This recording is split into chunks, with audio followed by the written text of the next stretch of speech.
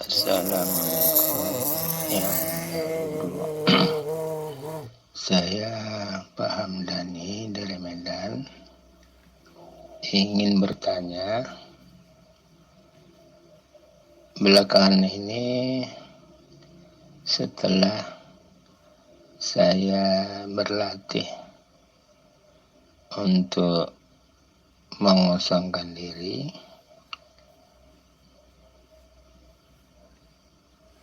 belakangan ini akhir-akhir ini saya setelah sholat, sebelum melakukan doa, biasanya saya baca tahmid itu subhanallah, alhamdulillah, Allahu Akbar. Setelah itu sebelum saya berdoa, saya larut, yang mulia guru. Sepertinya saya tertidur kurang lebih sekitar setengah jam. Jadi saya belum sempat berdoa, terus saya itu larut. Dalam keadaan tersebut, kira-kira yang mulia guru, kondisi itu apa maksudnya? Yang kedua, pertanyaan yang mulia, bagaimana kita berhadap kepada Tuhan apabila ingin bercampur dengan istri? Itu dua pertanyaan yang mulia. Mudah-mudahan yang mulia guru tetap dalam keadaan sehat dan lindungan dari Allah SWT. Terima kasih guru. Assalamualaikum warahmatullahi wabarakatuh.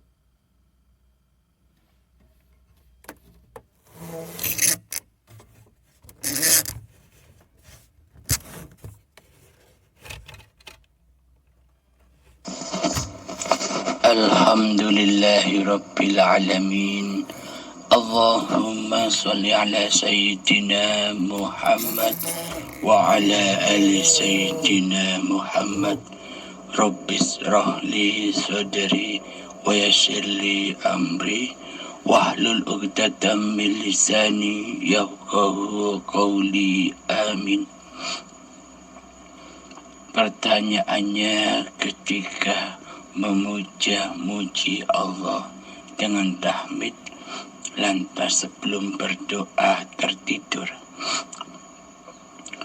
Disitulah tempat pertemuan hamba dengan Tuhannya. Di dalam tidur kan Haji Hamdani medannya kan sudah tidak ada, sudah tidak kuasa lagi, sudah tak merasa hidup lagi. Yang ada hanya hayatullah.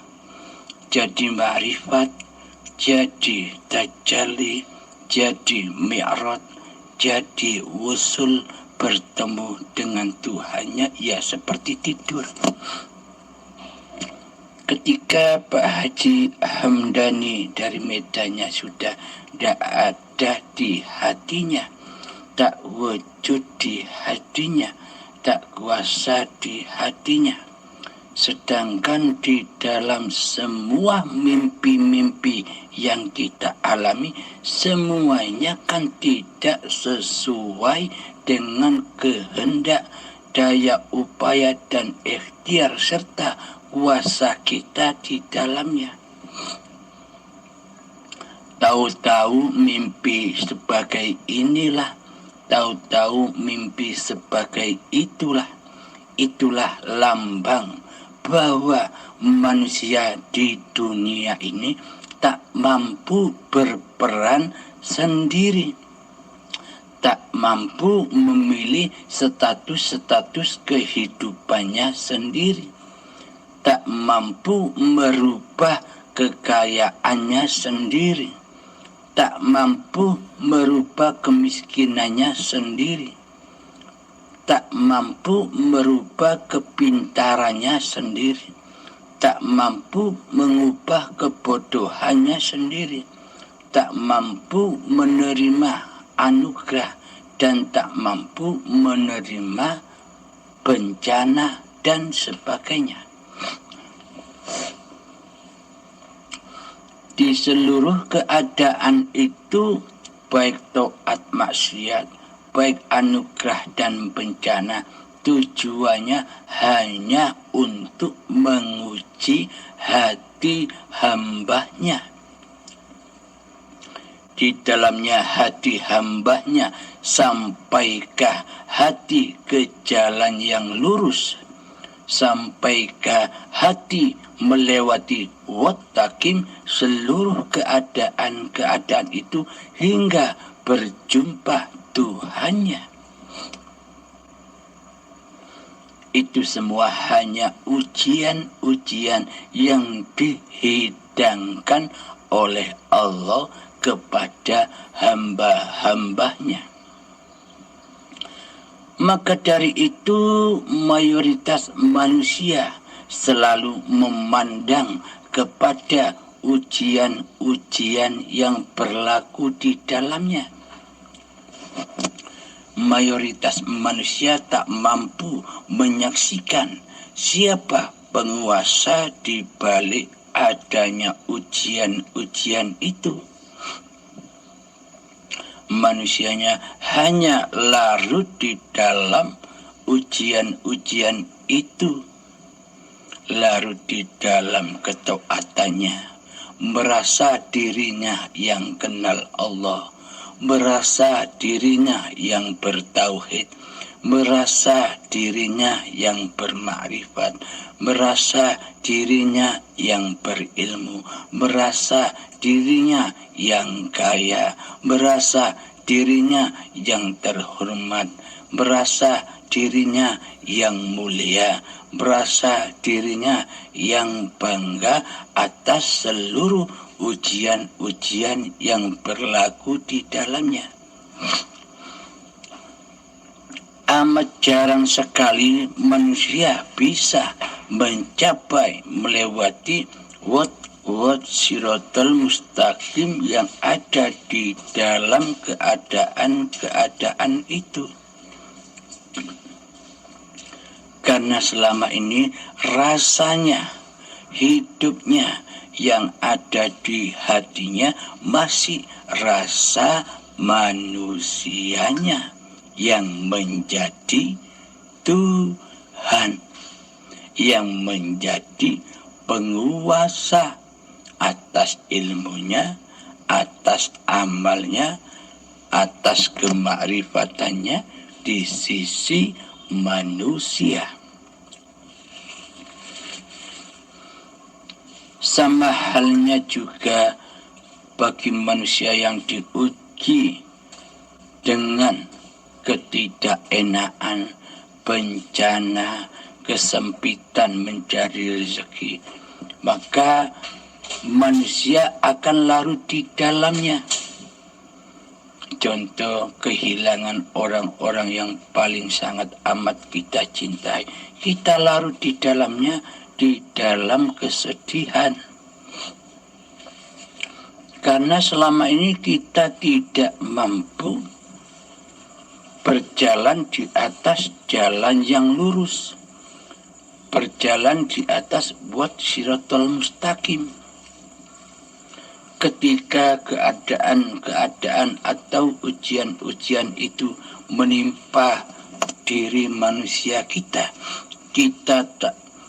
selalu jatuh ke lembah anar, kita jatuh ke lembah jahanam, yakni pengakuan dirinya lah yang merasa berkeadaan, yang merasa memiliki semua keadaan itu, hingga manusianya tenggelam di dalam keadaan-keadaan itu. Inilah kiasan dari Nabi Musa ketika memenggal lautan sehingga menjadi dua gelombang, gelombang kanan dan gelombang kiri. Di dalam gelombang kanan itu kiasan, contoh bagi manusia yang bergelimang kenikmatan di dunia, yang mana dirasa di hatinya merasa memiliki keadaan bergelimang kenikmatan di dunia ini, seolah-olah karena dirinya lah dia merasa bahagia, karena dirinya lah ia merasa bangga, karena dirinya lah ia merasa terhormat, karena dirinya lah ia merasa mulia di sisi manusia. Inilah kenikmatan atau anugerah yang ada di gelombang yang sebelah kanan. Merasa diri yang berilmu, merasa diri yang beramal, sehingga berasa bangga, berasa senang dengan ilmu dan amal-amal yang ia kerjakan selama ini. Inilah gelombang lautan yang sebelah kanan, sehingga tergulunglah hambanya di dalam kenikmatan dunianya.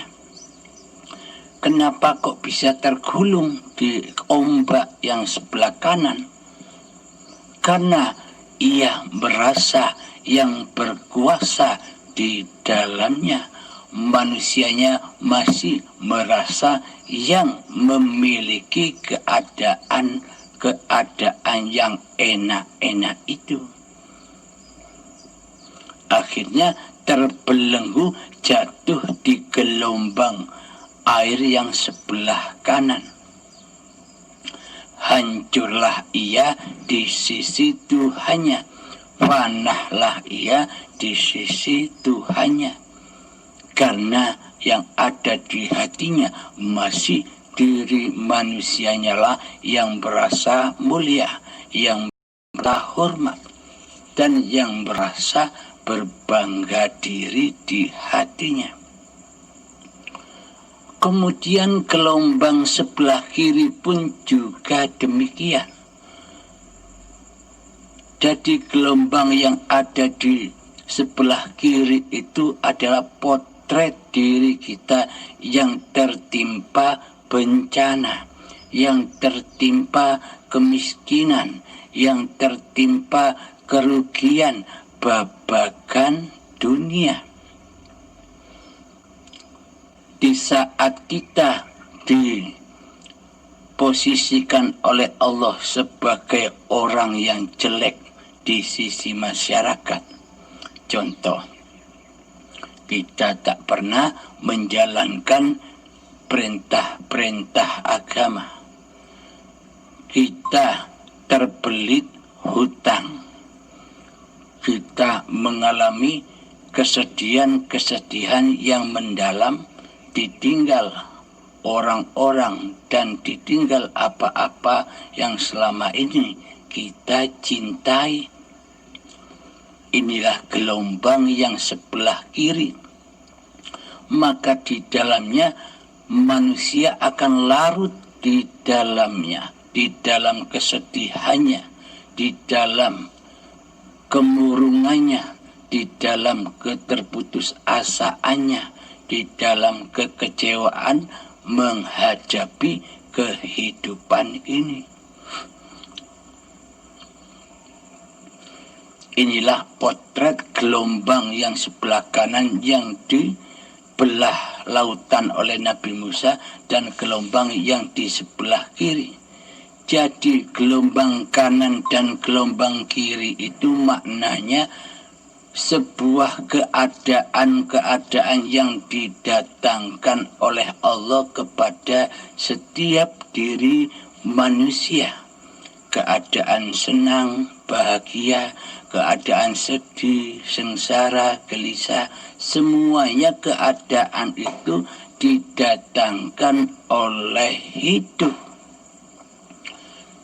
Bagi siapakah mereka yang sudah lepas, yang sudah bebas, yang sudah terbuka belenggu keadaan-keadaan itu, belenggu gelombang kanan dan belenggu gelombang kiri.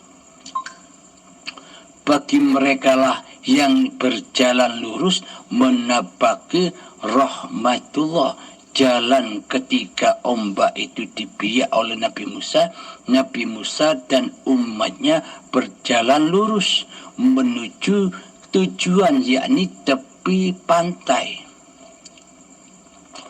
Biar selamat, berjalanlah di jalan yang lurus, yakni jalan siratal mustaqim. Jadi jangan sampai memandang keadaan-keadaan gelombang kanan dan gelombang kiri. Tetap luruslah jalan menuju rahmatullah, jalan menuju kuasa Allah, jalan menuju hayatullah, yakni di tepi ujung sebelah lautan yang awal diseberangi oleh Nabi Musa dan kaumnya menyeberang dari tepi yang awal dan yang ke tepi yang akhir. Ini lambangnya asal usul diri manusia kita, diciptakan dari awal sebelah tepi yang kehidupan ini sebagai bayi dan mencapai jalan yang lurus tepi sebelah sana, yakni ketika badan sudah tak bernyawa lagi. Jadi itulah jalan yang lurus, yakni manusia sudah tak merasa bahwa hidup ini adalah hidup diri manusianya. Kuasa ini bukan dari kuasa diri manusianya. Kehendak, daya upaya dan ikhtiar ini bukan dari daya upaya dan ikhtiar manusianya. Tanpa hidup, apakah ada daya upaya dan ikhtiar? Tanpa hidup, apakah ada kekuasaan yang dikuasai oleh manusia? Tanpa hidup, apakah ada kekuatan kaki melangkah, kaki berlari, mata melihat, telinga mendengar, mulut berkalam-kalam? Adakah semua itu tanpa Allah? Semua itu kan sifatnya hidup. Semua itu sifatnya Allah. Mengapa kita akui sebagai sifat diri manusia kita? Bila di dalam hati kita masih merasa diri kitalah sebagai pelaku, sebagai aktor di dunia ini, maka jatuhlah manusia itu di lembah siratal mustaqim, tidak bisa menapaki jalan yang lurus. Manusia terjebak di dalam gelombang kanan dan gelombang sebelah kiri yang dibiak oleh Nabi Musa. Jadi tergulung di ombak sebelah kanan dan tergulung di ombak sebelah kiri. Orang yang merasa kaya pun tergulung ombak di sebelah kanan, merasa dirinya lah yang mampu berikhtiar sehingga dirinya bisa kaya raya. Di dalam ombak sebelah kanan, manusia merasa dirinya bisa beramal ibadah. Di ombak sebelah kanan, manusia tergulung ombak merasa dirinya berilmu. Manusia tergulung di ombak sebelah kanan karena manusia itu merasa sudah bermakrifat kepada Allah. Tergulung di dalam ombak sebelah kanan yang dipenuhi dengan rasa bangga, rasa hormat, rasa mulia lebih tinggi dari orang-orang sekitarnya. Inilah ombaknya manusia yang ada di sebelah kanan. ombak yang sebelah kiri pun demikian. Manusia yang sudah berputus asa kepada Allah di hatinya. Jadi perbuatan apapun, seumpama keadaan miskin, keadaan banyak hutang, keadaan yang menimpa dirinya, ia larut di dalam ombak sebelah kiri.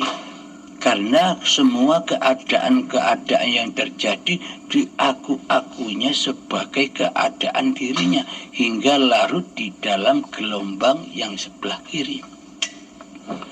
Jadi maksud yang diceritakan keadaan Nabi Musa ketika dikejar-kejar oleh Fir'aun, melemparkan tongkatnya ke laut sehingga laut itu terbelah. Nabi Musa dan kaumnya melewati jalan yang lurus, jalan keselamatan menuju Tuhannya. Dikejar-kejar oleh hawa nafsunya, dikejar-kejar oleh iblis dan setan yang terkutuk. Mereka berlari menuju Tuhannya, yakni tepi sebelah ujung sana, yakni rahmatullah, rahmatan lil alamin, jalan keselamatan, yakni mengabdikan diri, berpasrah diri kepada Allah, melewati gelombang sebelah kanan dan gelombang sebelah kiri, sehingga tidak tenggelam di gelombang yang sebelah kanan dan tidak tenggelam di dalam gelombang yang sebelah kiri. Akhirnya selamatlah hatinya menuju hayatullah. Itu pertanyaan yang pertama. Kenapa sampai tertidur? Di dalam tidur pun ada mimpi-mimpi yang mana di dalam mimpi itu terkadang banyak yang tidak kita kehendaki dan kita tidak maui. Itulah lambang kehidupan kita. Kita tak mampu berposisi apa saja di dalamnya. Jangan melihat posisinya. Lihatlah siapa yang memposisikannya. Lihatlah siapa yang menghidupkan diri manusianya. Terus pertanyaan yang kedua, bagaimana caranya menghilangkan keakuan diri ketika berhubungan suami istri? Jadi pada intinya tinggal kita memandang hati ini yang berkuasa siapa? Manusianya kah atau Tuhannya kah yang bisa berbuat apa saja? Tergantung hati, nilainya di hati, bertuhan itu di hati. Selagi di hati masih manusianya yang merasa melakukannya, maka semua dituhani oleh manusianya. Dan ketika manusianya sudah tak merasa bisa melakukan apa-apa kecuali af'al Tuhannya, maka bebaslah manusia dari hawa nafsunya, dari setan yang terkutuk. Jadi bacalah setiap apapun yang kita kerjakan dengan bacaan ta'awudz.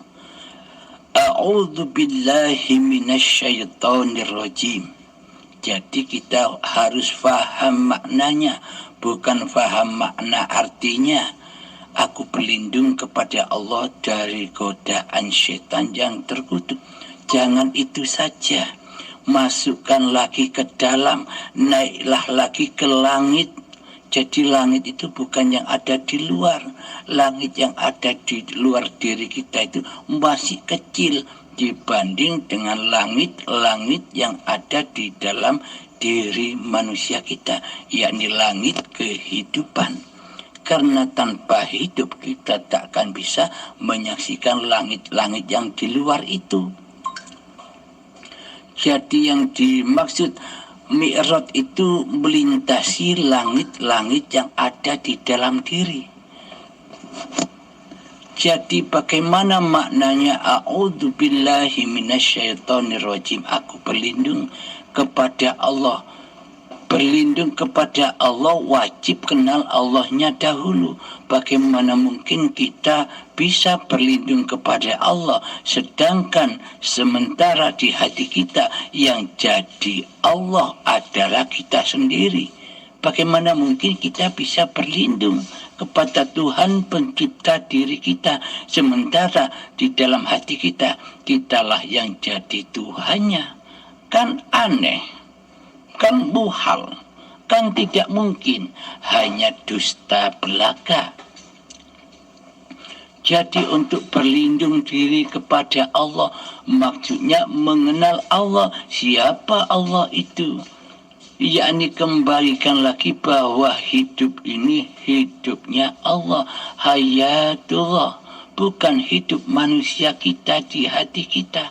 Inilah yang dimaksud berlindung.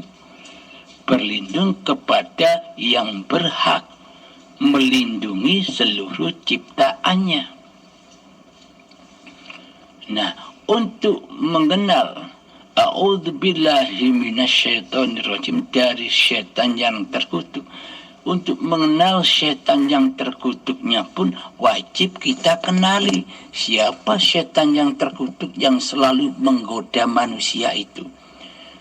Setan yang terkutuk yang selalu menggoda manusia itu adalah pengakuan diri manusianya lah, itulah setan yang terkutuk. Ketika di dalam hati saya yang ada, yang wujud, yang hidup hanyalah Abdul Halimnya sebagai penguasa tunggal di dalam singgasana hati, itulah yang dimaksud setan yang terkutuk.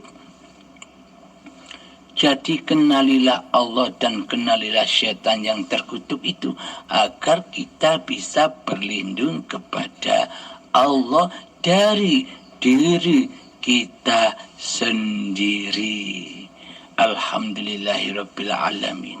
Pada intinya laku apa saja wajiblah kita berdoa yang demikian. Akan tetapi bukan hanya doa-doa ya hanu, doa-doa yang dusta, akan tetapi kita mempraktekkan, mengaplikasikan di dalam hati kita apa yang dimaksud doa tersebut. Alhamdulillahirabbil alamin. Akhirul kalam. Assalamualaikum warahmatullahi wabarakatuh.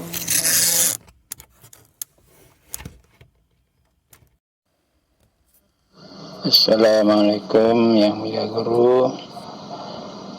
Terima kasih banyak atas penjelasannya. Begitu gamblang, makin lama saya memahami apa penjelasan yang guru sampaikan. Terima kasih banyak yang mulia guru. Assalamualaikum warahmatullahi wabarakatuh.